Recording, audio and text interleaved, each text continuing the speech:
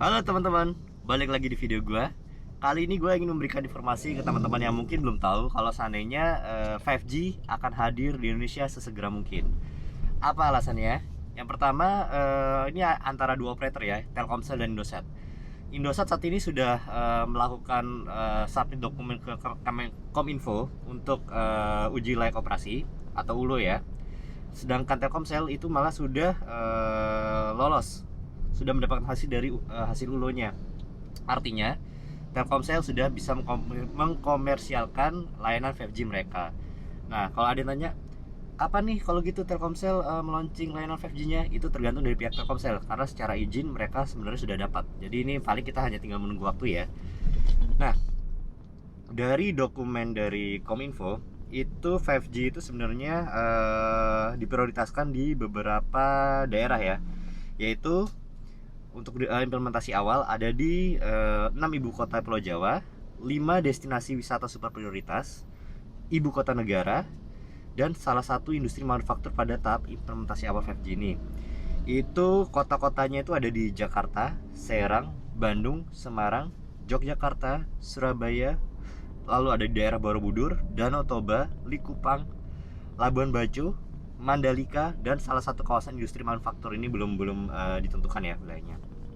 Nah, Telkomsel sendiri pada tahap awal ini dia akan meluncurkan layanan di Jakarta, tapi tidak di seluruh Jakarta, tapi hanya di 6 lokasi residensial. Itu ada di Kelapa Gading, Pondok Indah, Pantai Indah Kapuk, BSD, Widya Chandra, dan Alam Sutra ya.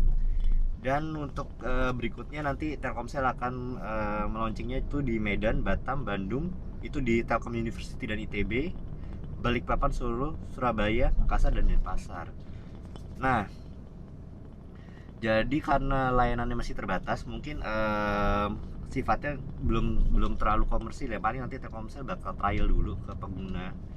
Lalu buat teman-teman yang sudah menggunakan SIM card USIM yang bisa mendukung 4G, itu dipastikan bisa menggunakan layanan 5G.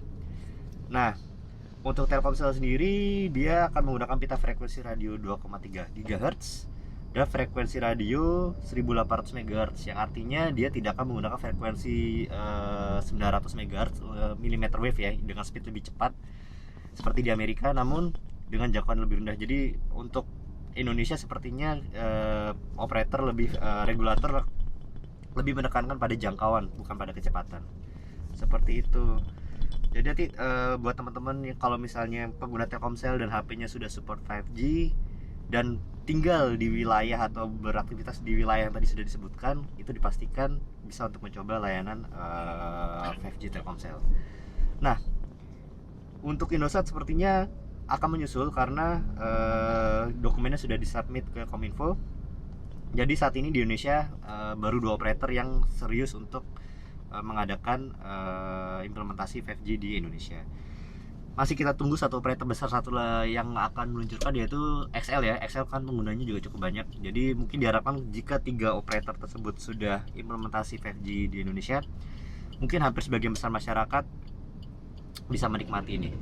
Nah, pertanyaannya, 5G buat apa sih? Nah, 5G itu mendukung kapasitas broadband data yang lebih cepat tentunya, dan mampu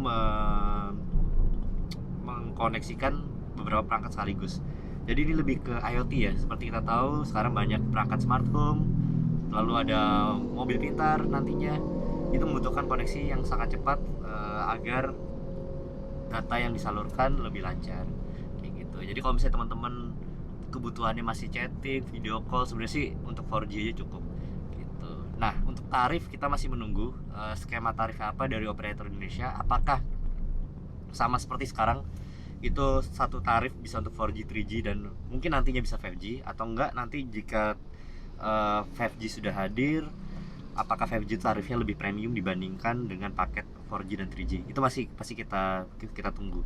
Cuman kita harap sih tarifnya bisa sama seperti 4G dan 3G ya, jadi nggak ribet gitu, karena kan jangkauannya juga belum terlalu luas gitu sih ya. Mungkin sekian informasi dari gua. Semoga dengan hadirnya 5G ini layanan internet Indonesia semakin baik, Dan juga mungkin untuk daerah-daerah yang belum tercover dengan 5G, kualitas 4G-nya dulu sementara juga ditingkatkan ya, karena sampai saat ini juga ada beberapa daerah yang belum tercakup layanan 4G, ataupun layanan 4G-nya ada tapi kecepatan tidak sesuai dengan diharapkan. Oke, sekian video dari gua. Semoga ini jadi tanda bahwa hadirnya teknologi 5G ini bisa mempercepat perkembangan teknologi informasi Indonesia. Oke, sampai di sini video gua. Bye.